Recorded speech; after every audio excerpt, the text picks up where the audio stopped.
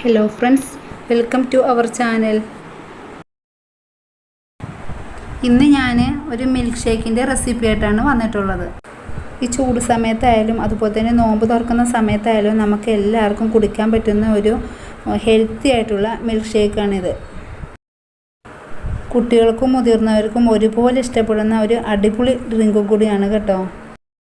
അപ്പോൾ ഈ milk shake എങ്ങനെ തയ്യാറാക്കുന്നതെന്ന് നോക്കാം. ഈ ഷേക്ക് ഉണ്ടാക്കാൻ വേണ്ടിയിട്ട് ഞാൻ ഒരു ഏത്തപ്പഴം എടുത്തിട്ടുണ്ട്, നന്നായിട്ട് പഴുത്ത ഏത്തപ്പഴമാണ്. പിന്നെ ഒരു ക്യാരറ്റ് എടുത്തിട്ടുണ്ട്, അത് നന്നായിട്ട് വേവിച്ചെടുത്തിട്ടുണ്ട്. ഒരു ഗ്ലാസ് വെള്ളത്തിൽ ഞാൻ വേവിച്ചെടുത്തതാണ്. വേവിച്ചെടുക്കുന്നത് എന്തിനാണെന്ന് വെച്ചാൽ നമുക്ക് ഈ ക്യാരറ്റിൻ്റെ ആ പച്ചച്ചുവയങ്ങ് മാറിക്കിട്ടും.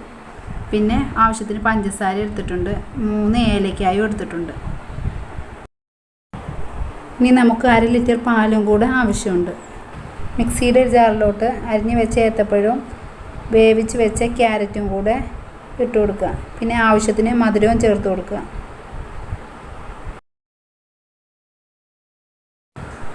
ഞാൻ 2 ടേബിൾ സ്പൂൺ പഞ്ചസാരയാണ് ഇട്ട് കൊടുത്തിട്ടുള്ളത്. ഇവിടെ മധുരം ഒരുപാട് ഇഷ്ടമില്ലാത്തതുകൊണ്ട് അത്രയും മതിയാവും. നിങ്ങളുടെ ഇഷ്ടത്തിന് നിങ്ങൾ മധുരം ചേർക്കുക. ഇനി ഏലക്കയുടെ തൊലി കളഞ്ഞതിന് ശേഷം കുരു മാത്രം ചേർത്ത് കൊടുക്കുക. ഇനി നമുക്ക് കുറച്ച് പാലും കൂടെ ചേർത്ത് നന്നായിട്ടൊന്ന് അരച്ചെടുക്കാം.